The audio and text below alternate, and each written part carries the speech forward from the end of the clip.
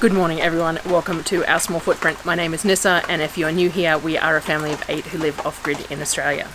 So, welcome to the first day of summer. I'm sure you can hear it's a wet and I'm wearing long sleeves. It's kind of cool, top of like 15 today. Very wet, has been raining for about 24 hours, and whilst the rain is great, if my garden was a little more established it would be even better, but yes, welcome to summer. So it is the 1st of December for me today, so I'm starting my Vlogmas videos. So yesterday was my 12-month anniversary on YouTube, and how I managed to start my channel last year was that I started with Vlogmas. I decided that I was just going to do it.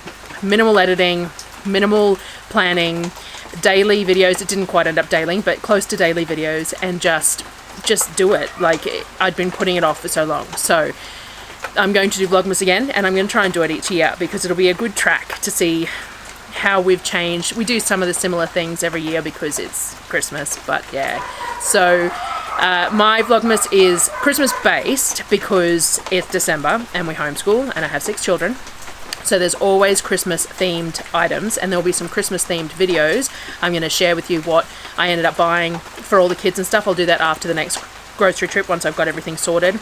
And we do Christmas cookies, and we do all sorts of fun things that we don't necessarily do the rest of the year. We just use Christmas as an excuse.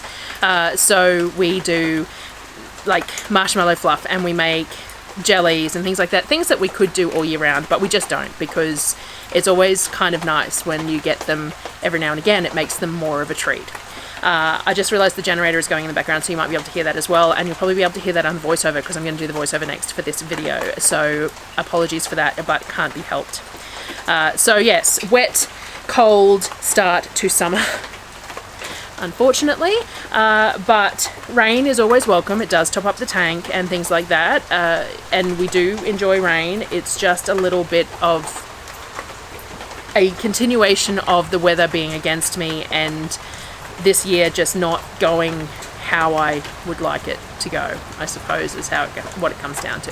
So today's video though, again, I did try and plan a little bit so that I'd have plenty of topics to do, and so over the past few days I've been making smoothie pops. So my kids adore frozen smoothie pops, and I've been working on a few different recipes. So Country Mouse Farmhouse has a chocolate paddle pop type recipe, and she's dairy free like we are, and she uses gelatin to make the ice cream. So I gave that a go. I'm not going to share her recipe because it's hers, but go and have a look at her channel, and I'm sure she will share it at some point. But after I made that, I then started experimenting and making all sorts of things. So I'm going to share all the ones that I've made over the last few days because it's summer. So in summer, the kids adore frozen treats. They make smoothie by the jug, but if they make smoothie by the jug, they drink a whole jug or 2 between all of them, depending on whether it's a meal or just a snack. Whereas when I make it into smoothie pops, they know that they're allowed 2 smoothie pops per day, each child, and they can have them whenever they want. If they eat them both in the morning, then they're gone. If they eat one in the morning, one in the afternoon, then that's, their choice too. But it means that our frozen fruit goes further, and it's portion control and things like that. No wastage because the smoothie pops are nice and small and stuff like that. So I'll bring you along for the couple that I made and show you how we do them, and then that is for today. So it was supposed to be, a nice bright sunny first day of summer, smoothie pops, frozen treats for the kids, and the weather decided that's not how it was going to go. But I'm going to share it anyway because I've got it all done, and I don't really have anything else set up to share yet because it's been a really busy month. So enjoy the video, and I will see you again tomorrow. Bye guys.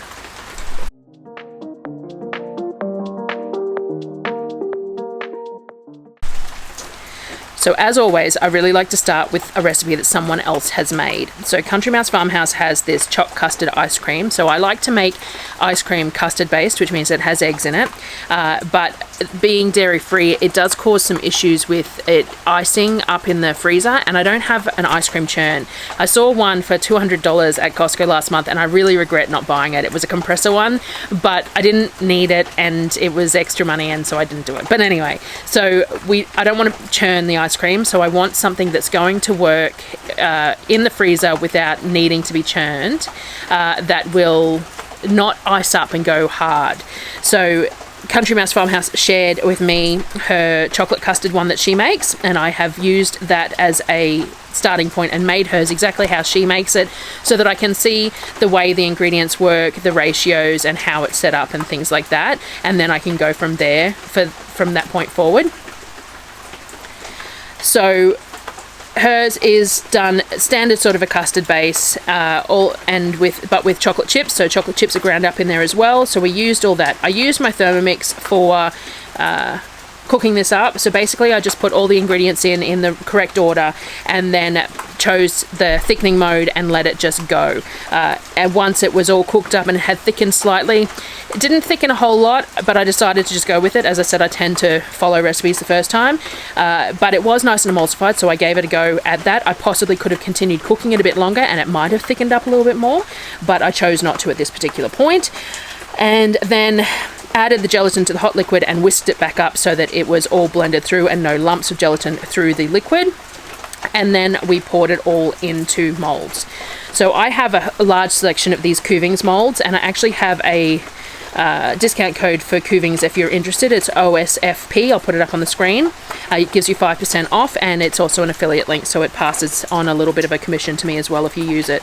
They have different sizes of them. They have really small ones and larger ones, different shapes, faceted, swirls, all sorts of things. And the little ones are really good for these custard-based ones, because these custard-based ones don't have huge nutritional benefit. They have eggs in them, gelatin in them, and coconut cream and things like that, but it's still not a huge nutritional benefit. Doing them in the small molds works really well, because it just, again, it's a portion control thing. So these are more of a treat rather than a snack. I don't make the custard-based ones anywhere near as often. I make mostly the smoothie ones, but it's really nice to have like an ice cream sort of a choice as well. And it's part of, Christmas treats. I am going to try freezing some into an ice cream container too and scooping it out for ice cream cones, because we do like making ice cream cones around Christmas as a bit of a treat. And for other like treats that we make over Christmas, warm brownie with a bit of ice cream on it would be nice, and things like that. So I'm going to be doing a whole bunch of different types of these while we have heaps of eggs in the available as well.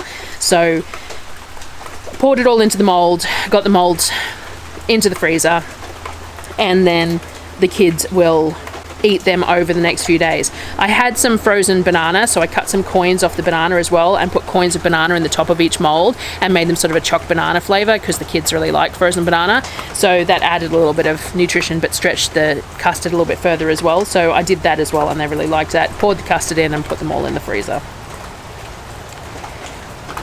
The next day I checked these ice cream molds and they slipped out of the molds perfect, which is what I love about these molds. Everything comes out of them perfect. I haven't had a fail out of these molds. So long as it's set solid, give it a good 12-24 hours, then they come out easy. So we slipped them all out of the molds. They're a lovely glossy color. There's no separation in the sides of the ice cream either, which sometimes happens when you're using a custard based type ice cream but you're not churning it. Sometimes there's a bit of separation. No separation in it, which I attribute to the gelatin. And when you went to eat it, you could bite off a creamy chunk of it. Like, it wasn't icy, it wasn't too hard to bite straight out of the freezer. Again, I attribute that to the gelatin. So this was definitely a winner. I personally am not a huge fan of chocolate ice cream, so the kids really adored it, and it was fine, but it's just not really my favorite. So I wanted to keep on trying different flavors. So the next thing I tried was salted caramel. So salted caramel is one of my top 10 favorite flavors, maybe top 5, maybe even top 2. I tend to go for caramel in a lot of things. Lemon maybe and caramel might be my 2 favorites. So I wanted to make a salted caramel one. Salted caramel can be difficult because I'm using coconut cream, and coconut cream has a fairly strong flavor. We use coconut cream for just about everything, so we don't notice it as much as the average person who doesn't use coconut cream all the time, but it still can be quite an overpowering flavor when you're trying to flavor it with other things. Chocolate and coconut go well because chocolate's got that really strong flavor as well, but caramel, whilst it's an intense flavor, it can be overpowered. So that was the aim here, was to try and get a salted caramel flavored ice cream that the coconut didn't bleed through too much of the flavor, but without having to add excessive amounts of sugar to be able to get that caramel flavor as well. So the first thing I did was I made a dairy-free caramel sauce. in the Thermomix. Now, it was a nice sunny day this day, so it works fine because it's got to cook for 30 minutes. You can cook it on a stovetop with a whisk, but that would be asking for trouble for me. I would totally burn it and forget and walk away and waste all the ingredients. So the Thermomix for me, for this particular type of thing, this risottos, things like that, that is where it really, it's the most wonderful thing for me, is to be able to put things that take a long time, require stirring on, walk away, and it'll beep at me and I'll go, oh, I forgot I had it on, and come back and it's still perfect. So with my dairy-free caramel sauce, I use 300 grams of the thick cream off the top of a can of coconut cream, 100 grams of brown sugar. I made the brown sugar myself. It's just molasses mixed with raw sugar, and if I didn't have any mixed up, I could have just put a teaspoon of molasses in with the brown sugar. A good glug of vanilla. This is homemade vanilla that I've had with vanilla beans that I bought from the Indri Vanilla co-op, and I've had this going for a while. This is out of my mother jar. And a pinch of salt, as much salt as you want here for how salty you want the caramel. I like my caramel pretty salty, but I knew that the kids and Darryl would be eating this as well, so I didn't go too hard on the salt. I cooked it for 30 minutes at 100 degrees on speed 4, and just, as I said, walked away and let it go. When I came back, it was thicker. It's not going to be overly thick because it's going to thicken up in the fridge, like if I then put this sauce in the fridge. And I should have shown you guys that. Actually, I might try on one of my next videos to show you the scoopability of the coconut, the caramel sauce. I actually will be making our own DIY hot chocolate powder and things like that, and hot chocolate with a scoop of that in there would be really nice, so I might show you that. So yeah, it's quite thin when you pour it in, but it thickens up a lot in the fridge. So then what I did, I didn't clean the bowl because I'm making caramel ice cream, so this particular one will just have that little bit of extra zhuzh of caramel. I put 100 grams of caramel back into the jug, and then I added my custard ingredients. So after making the chocolate one, I decided how I wanted to make this one and things like that. So I used 600 grams of coconut milk. So I used a tin of coconut cream, what was left of the other tin of coconut cream, and then topped it up with a bit of water as needed to get to the 600 grams. I did 150 grams of sugar. This could be toned down a little bit. It wasn't overly sweet, but it definitely could be toned down a bit there, or you could use any kind of sweetener you wanted. You could use a liquid sweetener, you could use coconut sugar, would probably be quite nice. It's just far too outside our budget. I am getting some samples from that are being gifted to me from Naturally Sweet, which is some alternative sugar items, and I'm going to give a go of that in some of these as well when that arrives, and I'll share that with you too, because I thought it might be good to make sugar cookies out of the alternative sugars as well, but we'll have to see because sometimes they have an aftertaste. Anyway, that was a bit of a squirrel moment, wasn't it? So yes, sugar, and then 4 egg yolks, 2 teaspoons vanilla, and a pinch of salt. Again, the salt is a little bit variable depending on how you want it. And then I cooked it for 8 minutes at 90 degrees on speed 4, or well, actually, I cooked it on the thicken mode. That's about what I reckon it would be, though, because it doesn't thicken up hugely, because you don't have a thickening agent in there. There's no flour or cornstarch or anything like that. It's just the eggs making the custard. It's never going to be as thick as a custard that has cornstarch in it. So the thickening mode works perfectly because it does the different speeds and everything else, but it's not going to get super thick. So I ended up turning the thickening mode off, and I reckon about the 8 minutes at 90 degrees at speed 4 would be about accurate. After that, I sprinkled half a tablespoon of gelatin powder over the surface of the ice cream, around the edges of the bowl. You don't want to get it over the blade if possible. And then speed 5 for 20 seconds to make sure that gelatin is whisked through really well, because you want it not to clump into little chunks of gelatin within the ice cream that you're making. So then I whisked that up and did that. I filled the molds the same way as I did with the chocolate.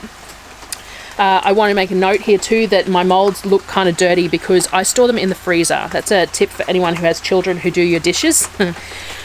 If my kids do the dishes and they wash these molds, the molds get tossed into a cupboard, and by the time you get them out, they've got dust and dirt and sticky stuff all over them because they're silicone and they seem to attract that. So as they take an ice cream out, they are required to put the molds back into the freezer, and that is where I store them. And then when I want to use them, I pull them out. Sometimes I give them a rinse off, sometimes I don't. It really just depends on what's on them, how much I care. It's been in the freezer, nothing's going to hurt them, so most of the time I'm pretty lazy, and they have a bit of a mix of flavors on them. But that's my tip.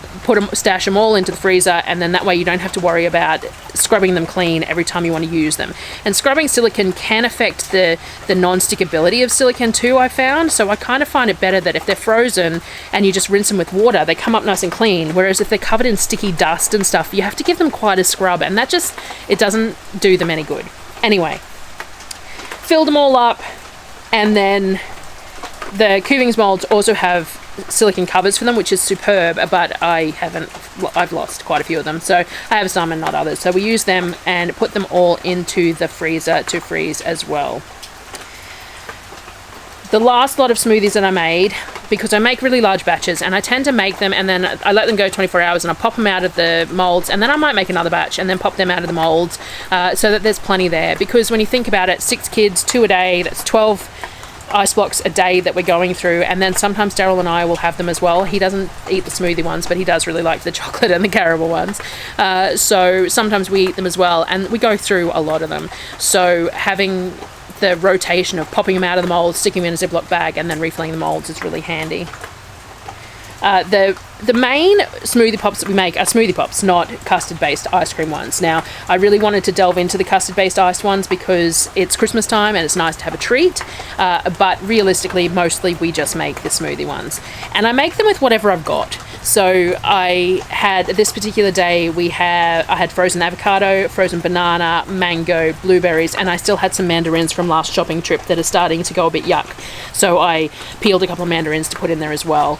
Liquid wise, we use some milk kefir, some coconut cream, a splash of apple juice if we've got it. I buy apple juice for Darryl to drink, and if there's one open in the fridge I might use it. If not, I don't. Sometimes I open a jar of fruit off the shelf. I have pureed strawberries on the shelf, I have plums in their own juice on the shelf, all sorts of things. So even apple cinnamon coconut's quite nice as well. So a variety of whatever I happen to have, and then a bit of water just to bring it up to about just below the full max line, just to make the jug of smoothie worthwhile. It doesn't really matter what the texture of this is if it's quite thin, because we're freezing it. So it's not like if you're making a smoothie and someone wants a nice thick smoothie to drink out of a straw, because it's being frozen, it's sort of irrelevant what the texture is. So if it's a bit watering, it's not that big a deal. I tend to add some sort of a protein source as well, whether it's hemp seeds, almonds, chia seeds, sometimes some oats, though the kids don't really like the texture of oats once it's frozen. They tolerate the almonds though. The hemp seeds and chia seeds are fine. Sometimes sesame seeds. I really like the flavour of sesame seeds in my ice cream, especially if you toast them, but I know that that's a little bit of an oddity, so not everyone likes that. But tahini can work in them as well, peanut butter can work. Just anything you want, really. I would like to buy some vegan protein powders, some dairy-free protein powders. There's some Macro Mike ones, which the ingredients look really good on them, but they're kind of expensive, so I haven't gone there yet. But I reckon putting a scoop of those into these smoothies would be great for the kids, just to bump the fullness feeling from eating these smoothies. I just blend it for about 60 seconds. You want to make sure that everything's nice and smooth, though at the same time it's not being drunk out of a straw, so little lumps aren't really going to make that much difference, and my kids don't mind frozen fruit, so you know, personal choice there as to how fancy you make the smooth, what texture you need them to be. And then I pour them into the molds. So I'm filling every mold I could possibly find today. Some of them have the covers, so I use the covers on them. I like these cooling racks. There are 2 for $5, I think they are, from Kmart, and I have a lot of them because I use them for a lot of things. So I put them out on that. I use the covers. If I don't have any covers, I use a bit of baking paper, and I try really hard to peel that back and use it again when I can. I just fold it up with the empty molds in the freezer so that I know it's all in the same place, and I then place that in between, and I stack them all up. I use the racks at times to give a bit more stability so that it's easier to carry, and I just throw them all in the freezer. So I use the top of, I've got a fridge freezer that we use mostly for produce, so I use the top of that freezer. That is our sort of ice and ice cream and that sort of thing freezer, and it means that it's got a nice square space that I use to put these in, and ice cube trays and things like that. So I load it up in there and they freeze for 24 hours, and then the kids have access to them however they wish. As I said, we sort of ration them. 2 a day is a good sort of an amount. They don't really need any more than that, but at the same time, if they ate more than that, it's not going to hurt them either, because they're basically just a smoothie and they don't hold a huge amount of liquid in each mold. So it's a good snack, nice and easy, great for summer, perfect for Christmas time when I'm busy doing the videos, but also doing other work, the daily video aspect of Vlogmas can be a little bit wearing depending on what we're doing, but I always try and only have videos of stuff that we're already doing. I try really hard not to purposefully make content for the videos because it would just take up too much time, and I think I'd get to a point where I just couldn't do it because it was too hard. So I do very much try to do content that I'm already doing anyway. So we have heaps of Christmas stuff planned anyway because it's Christmas and the kids, so that's what I'm going to do. But I might miss a day here or there, and that is life as well. So thank you for joining me again. Thank you everyone who's been around for the whole 12 months. I truly appreciate every viewer who has, you know, just commented and watched, and I am blown away by the support, and it's just wonderful. Thank you very much to everyone, and enjoy these Christmas themed videos. And amongst other things, I'll still do my homestead chats, and I've still got my groceries to do this month, and I've still got the food hamper to do and things like that. So all that content will be in there as well, but also just Christmas because it's Christmas, and I really enjoy Christmas. We don't celebrate it heavily. We're not religious, and we don't do Santa as such. Santa is involved in all our crafts, and he's discussed, and the history of Santa is discussed, and the theology behind Santa is discussed, and things like that. But we don't have a Santa that comes down the chimney or anything in this house. The children are taught at a young age that just because he doesn't visit us doesn't mean he doesn't visit everyone else. That each family is entitled to have their Santa aspect however they want, but we have never really promoted it as such. But we do a lot of craft and a lot of, you know, Christmas books and things like that where Santa is involved, and he is part of Christmas, just not in the same way as a lot of other families. So you will see him along the way as well. And I will share eventually, I've been sharing on Instagram, we have Santa photos from before we moved off-grid. I used to take the kids to the shopping centre each year, and if they wanted one, they could have one if they didn't. So there's some photos where there's children missing and some where all of them are in there. It really just depended on what they wanted to do. It was never a forced thing. It was if they wanted one, they could have one. And I'll keep on sharing them through the month of December because they are very cute, and it's lovely to look at. And it is one of those things that if you get a photo with Santa every Christmas, then you have a photo at the exact same point every year, which is kind of nice. I will have to pull my camera out and get some more headshots of the kids this year because it's been a while since I did the last ones. So anyway, I just squirreled again, didn't I? Thank you very much for joining me, and I will see you again tomorrow. Bye guys.